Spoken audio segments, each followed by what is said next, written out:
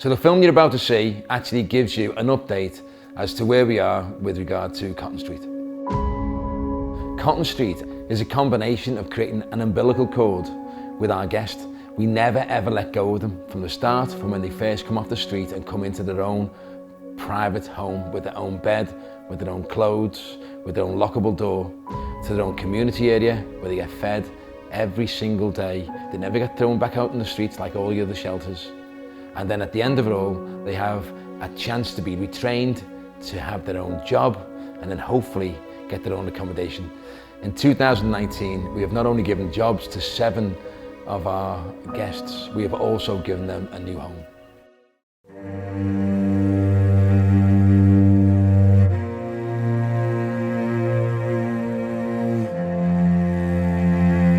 Got a gentleman here at the moment with a 35-year addiction. He's been in here just over 2 weeks. I found myself homeless last year for the first time in my life at nearly 60 years of age. And I had a drug problem. I was addicted to heroin and cocaine. And I found myself on the streets. Me and my partner lost the bungalow we were living in. I was at death's door. I'd never been on the streets, and at my age, it broke me. It broke me in a short period of time. I got myself in a hostel, and it just wasn't working for me in that hostel.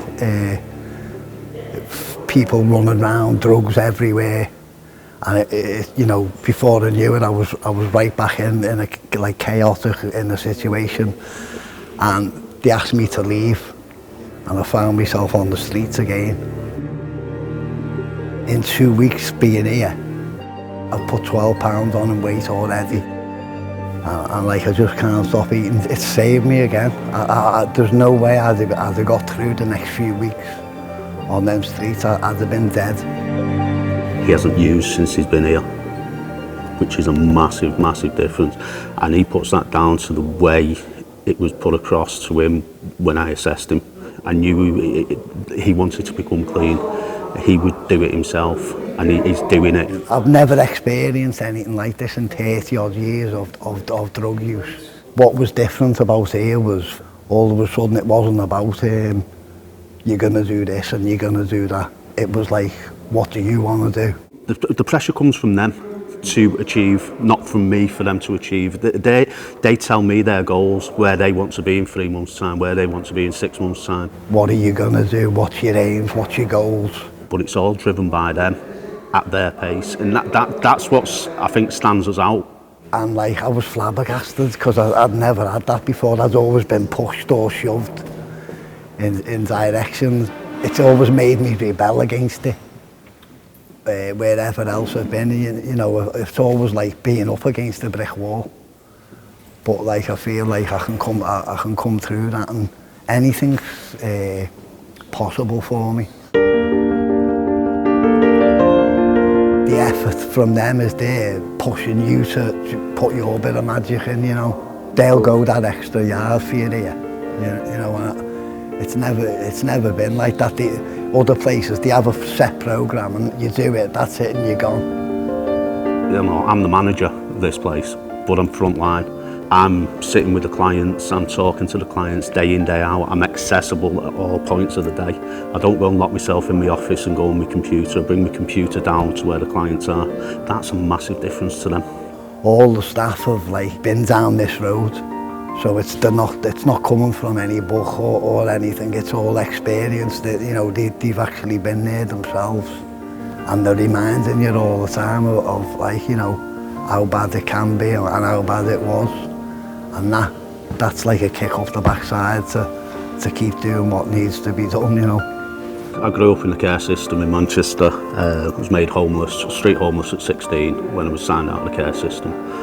Spent 6 months on the streets. I've suffered with mental illness, addiction, been in and out of prison as a young man, and just found myself coming out of jail on the other side of it when it was 2003, my last time in. Focused on what I wanted to do, so pretty much fostered kids and done this ever since. It's like a little family. Everybody wants to do the right thing. they all seem to want off the drugs rather than just be on, like, maintain a habit. We don't expect people to come in here clean, but if the idea of theirs is to become clean, no, that's what I want to hear first off the bat. I want them to tell me how they're going to do it, what support they need going forward. I can't put my pathway to them. You know, my pathway was very different to them. It's their journey, we've got to treat it as their journey so it works at their pace. My wish list would be every service in Liverpool came in here and delivered something in here and engaged with what we're doing here. I go in my little pods overnight and I'm lying there listening to the rain and thinking, God, just remembering back 2 weeks to lying at the side of Marks and Spencer's in the doorway with cardboard around me. It's not like what I've done, it's what I do now. That matters to me. I feel like I just want to forget all that.